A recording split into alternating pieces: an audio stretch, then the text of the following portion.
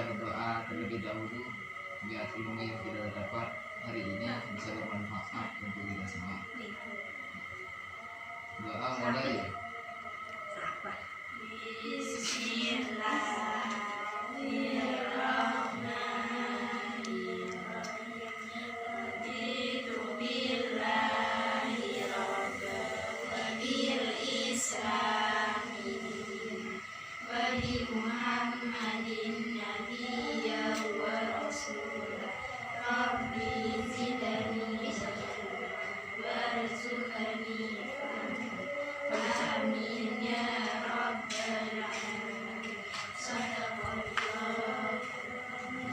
Baik, sebelum pelajaran saya dimulai, terlebih dahulu saya absen.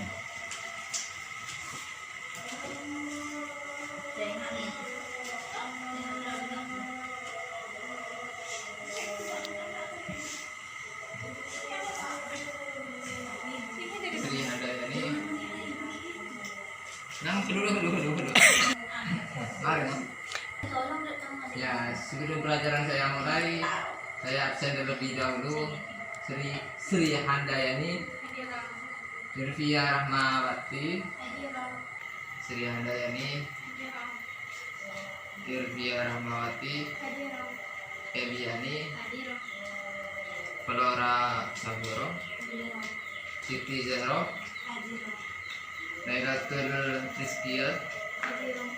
Ya baik, saya langsung ke materi yang utama. Dikarenakan kemarin sudah belajar tentang hak asasi manusia, maka sekarang saya akan menerangkan tentang kasus-kasus pelanggaran hak. Apa kalian sudah paham tentang kasus-kasus pelanggaran HAM?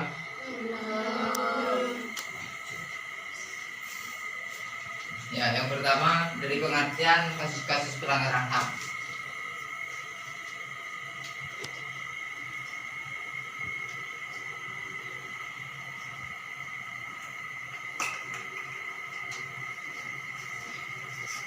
Ya, di sini pengertian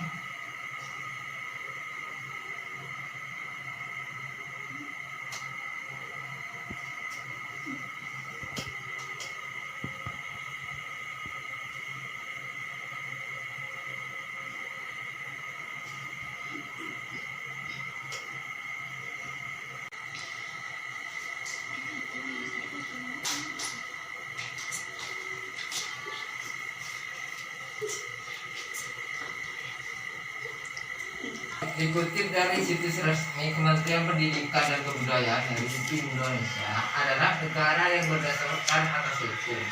Berarti Indonesia itu memiliki hukum. Ya. Apa kalian sudah paham tentang hak asasi manusia?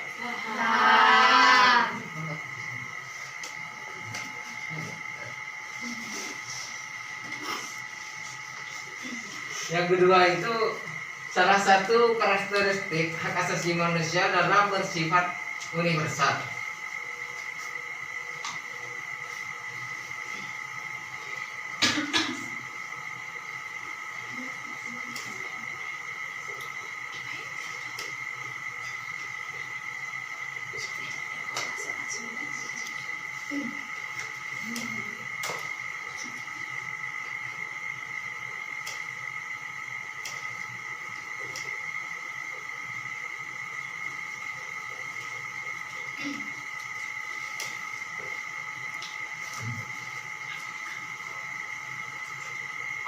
Adalah yang bersifat universal, artinya hak asasi merupakan hak yang dimiliki oleh setiap manusia, diantaranya seperti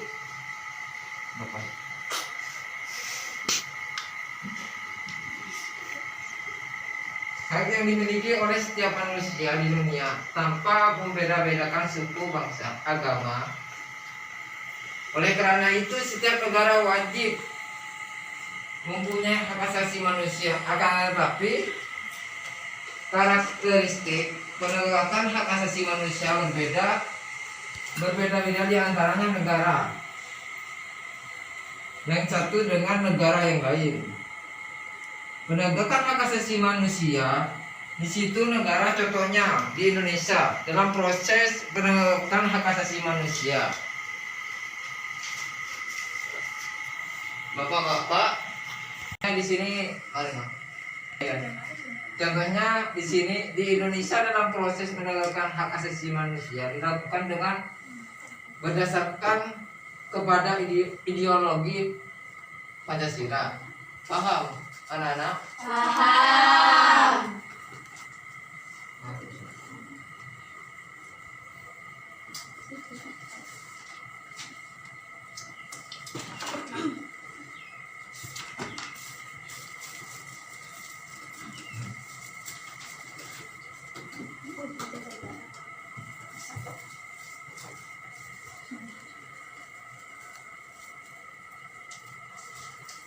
Ya, nilai ideal disebut juga nilai dasar berkaitan dengan hakikat kelima sila, yaitu ketuhanan yang Maha Esa, kemanusiaan. Ya, nilai ideal.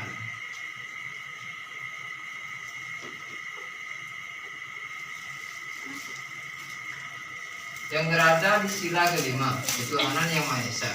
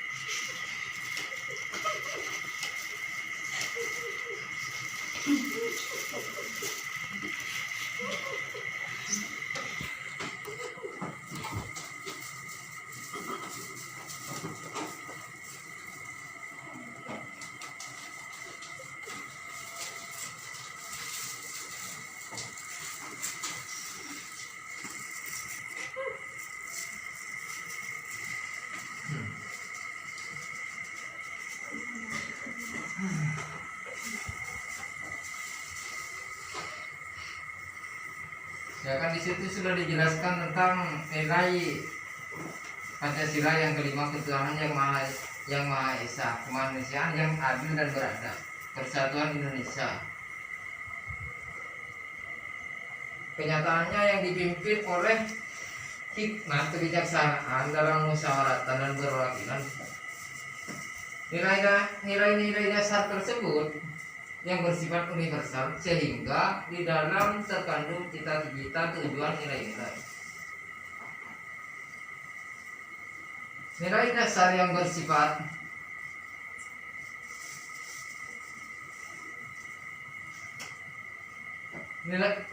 nilai dasar ini yang bersifat tetap dan terletak pada kelangsungan hidup negara. Hubungan antara hak asasi manusia dan Pancasila dapat dijabarkan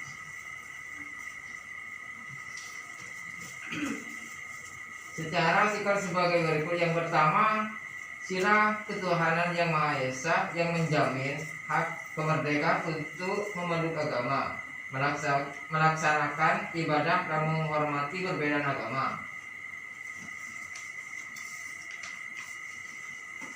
Di sini yang pengertian tentang HAM Barat.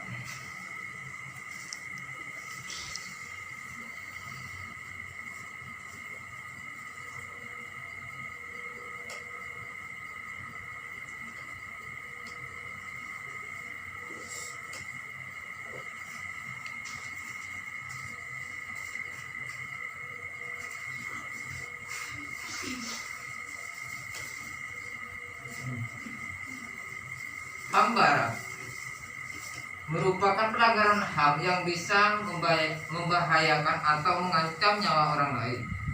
Pada penggolongan ini termasuk sebuah perbuatan besar dan dipastikan mendapatkan hukuman kepada sesuai dengan tingkatan pelanggaran yang dilakukan. Ya seperti pencurian motor dan pembunuhan. Di beberapa antaranya yakni ada perbudakan, pembunuhan, perampokan dan pemerkosaan.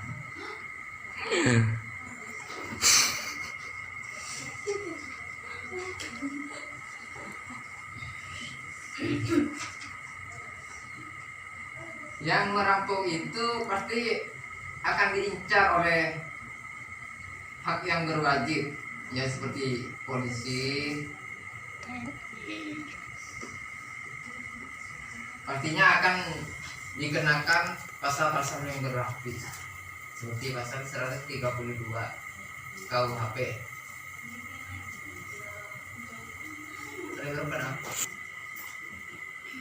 Dua, pelanggaran HAM ringan merupakan sebuah kasus pelanggaran HAM yang ringan di mana tidak sampai mengancam keselamatan jiwa orang, akan tetapi ini tetap saja termasuk dalam kategori berbahaya apabila dalam jangka waktu yang lama, sehingga sangat penting untuk segera diatasi supaya tidak ada pelanggaran yang lain. Seperti itu. Apa anak-anak sudah paham? Kapan belajar anak-anak?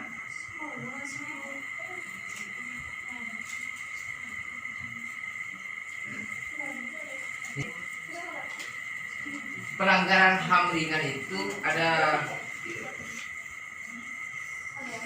dua. Yang pertama pada masa Orde Baru, yang kedua kasus di 30S atau PKI. Di masa Orde Baru, ketika masa pemerintah pada Presiden Soekarno yang selama 32 tahun, sudah terjadi ribuan pelanggaran HAM. Beberapa di antaranya yakni ada banyak aktivis politik, jurnalis, pemimpin kepolisian, serta banyak pula para tokoh yang dianggap dapat menghambat pemerintah. Sudah ada kasus pelanggaran HAM yakni ada penyiksaan, penculikan, dan pemberantasan. Beberapa kasus tersebut ada yang dilakukan secara sengaja, namun ada pula yang tidak sengaja. Akan tetapi sesuai dengan pengertian pelanggaran HAM yang sudah disinggung di atas, bahwa yang melakukan sengaja atau tidak sengaja tapi termasuk dalam kasus-kasus pelanggaran HAM tersebut. Nah, sengaja atau tidak disengaja, kalau sudah melakukan pelanggaran ya pasti dihukum. Seperti itu. Anak-anak paham? Ya, saya kasih tugas kelompok sama kalian. Berapa murid? Ya, saya kasih tugas kelompok. Yang pertama, untuk kelompok pertama saya kasih tugas jelaskan pengertian pasal 1 angka 2, maksudnya angka 6 nomor 39 tahun 1999.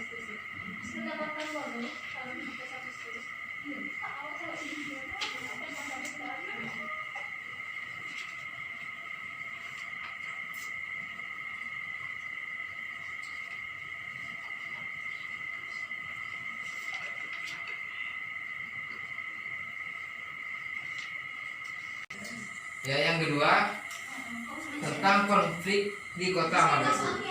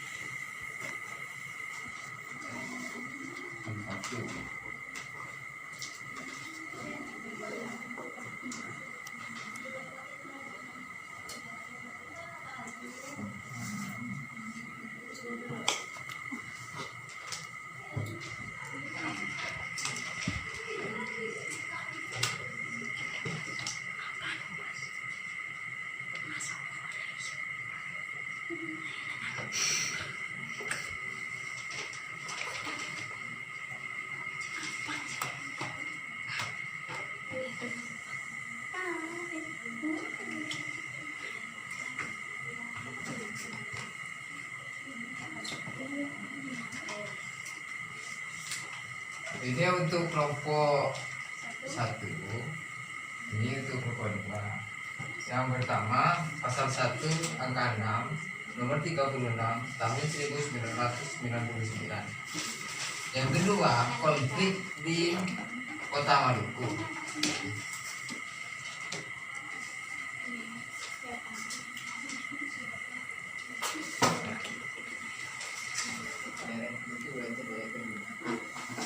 Jadi sikat kamu itu, nggak kita kamar. Lanjut. Mantis baru. Enggak lah, tadi kok. Ini juga berbentuk nulis tanggi. Sampai kasus ini. Yang saya kasih waktu 3 menit paling lambat, paling banyak 10 jam.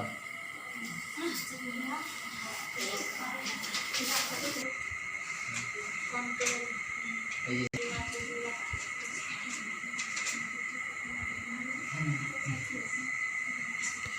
Apa sudah selesai? Sudah. Ya, silakan baca kelompok 1.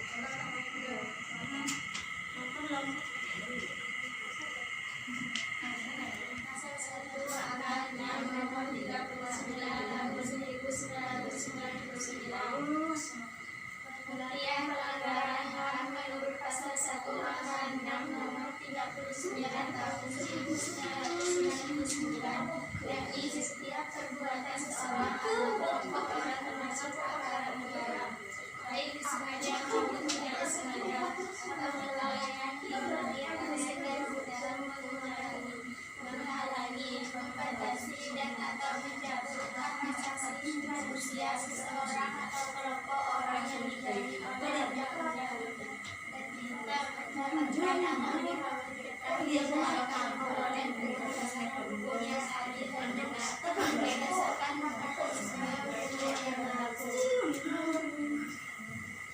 Nah, kelompok 2. Konflik di Kota Maluku. Beberapa tahun silam ada sebuah kasus kekerasan dan konflik yang terjadi di Maluku, terutama di Ambon yang kerap membuat media masa ramah membicarakan kasus ini. Sudah. Nah. Sudah. Ya, sebelum saya tutup, mari kita berdoa bersama-sama dipimpin oleh berkat. Ya, karena dari tadi pas masuk dipimpin paling depan, sekarang dipimpin paling belakang. Jangan mulai. Enggak juga.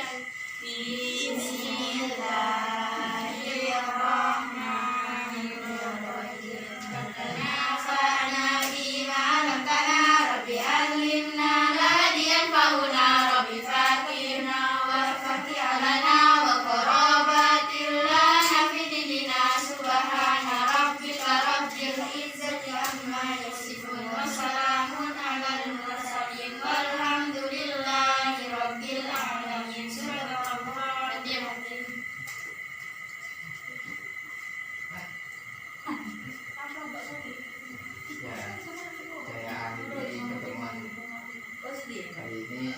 Insya Allah besok-besok kalau ketemu lagi.